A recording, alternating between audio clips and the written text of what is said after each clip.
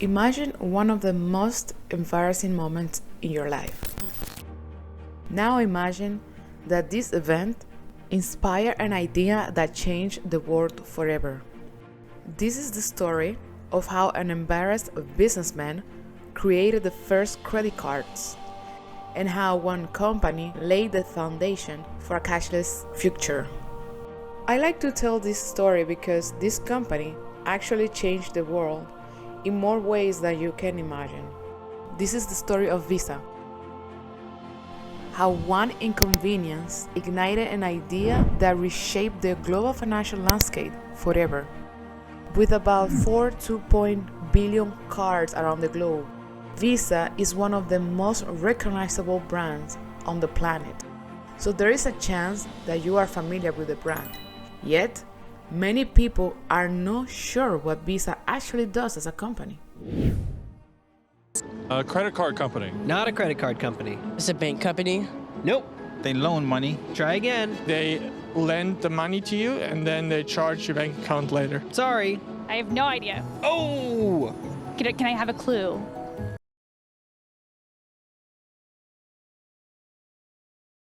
You might be familiar with online shopping and electronic payments.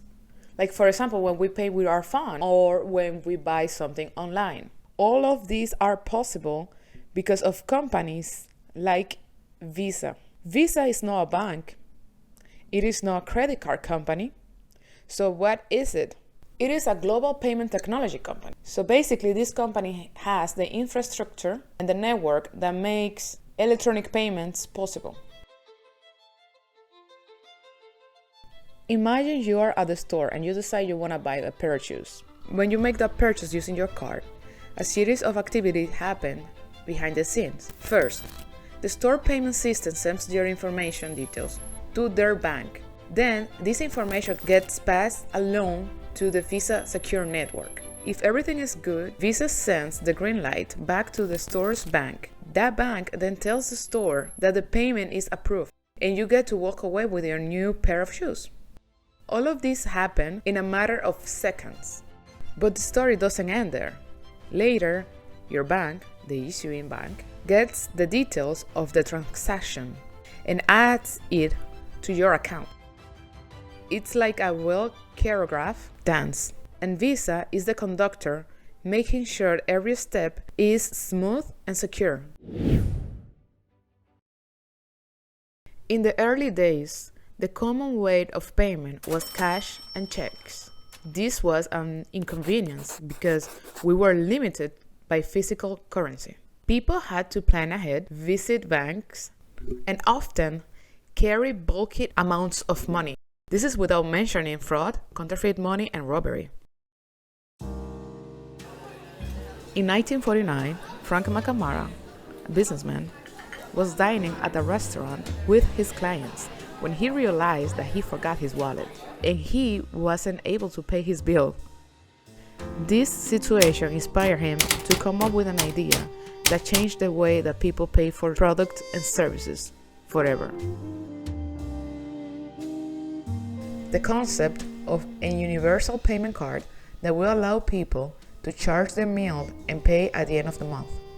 In 1950, the first Diners Club cards were initially issued to around 200 people. This card allowed people to make purchases at participating restaurants and other establishments and pay at the end of the month.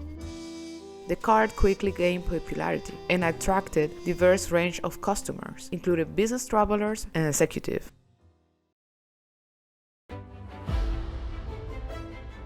The Diners Club card success motivated many banks to take a piece of the pie. Bank of America entered the scene in the late 1950s with BankAmericard. BankAmericard, today's way to pay, presents Yuletide presents, roasted pheasants, electric choo-choo trains, fur-lined mittens, fluffy kittens, sweet candy canes, three-wheelers, vacations in the sun, sledding, skating, party making, having fun. BankAmericard, BankAmericard, today's way to pay. BankAmericard introduced the concept of revolving credit. This enabled users to carry balance over time, as opposed as the Diners Club. It didn't come easy for Bank of America. They took a great risk. Bank of America's approach involved a grassroots campaign to give out credit cards to a large number of customers. They started in Fresno, California. Due to its moderate size and a mix of urban and suburban population, the bank mailed out nearly 60,000 unsolicited, ready-to-use credit cards to Fresno residents, along with a pamphlet explaining how the cards work. For context, remember that the Diners Club started with about 200 cardholders versus Bank of America that initially had 60,000. This was a daring approach from the traditional way credit was extended. This game paid off. People started using the cards, and the concept of open credit began to gain traction. The Fresno experiment demonstrated that customers were willing to embrace the idea of borrow now, pay later. But this incurred losses to the bank due to issues such as fraudulent use of the cards and customers exceeding their credit limits. Bank of America officially lost $8.8 million on the launch of Bank Americard. But when the full cost of advertisement and overhead was included, the bank's actual loss was probably around $20 million. After all the losses and struggles, the concept of credit cards gained popularity and the payment network matured. This led to the formation of Interbank Card Association in 1970. This association allowed multiple financial institutions to collaborate and build an unified global payment system.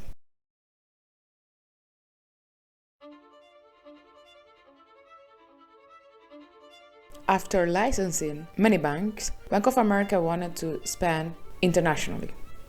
During the late 1960s, Bank of America also licensed the Bank Americard program to banks in several other countries under different names: Bank Americard, Barclays Card, Card Debut, Charges, Sumitomo Cards, and others.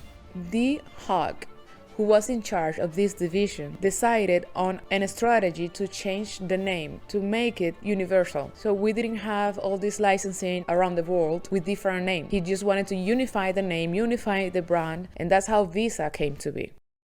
Why is Bank Americard becoming Visa? To keep up with you. In 1976, Bank Americard became officially Visa, the brand name of Visa International Service Association, a company owned by some 50,000 members banks that are licensed to issue Visa cards under their own name. This marked a significant step in the company's evolution to a global payment technology company that transformed the way electronic payments were conducted around the world. Today, Visa processes more than 7 million transactions per day. That's about 5,000 transactions per minute and more than 8,000 per second. It operates in more than 200 territories. Visa has a market share of 48%. But they are not alone. I bet you heard about MasterCard, American Express, Discover. Those companies are direct competition to Visa. When looking at the complete market or industry, we can see a great dominance from Visa, followed by MasterCard.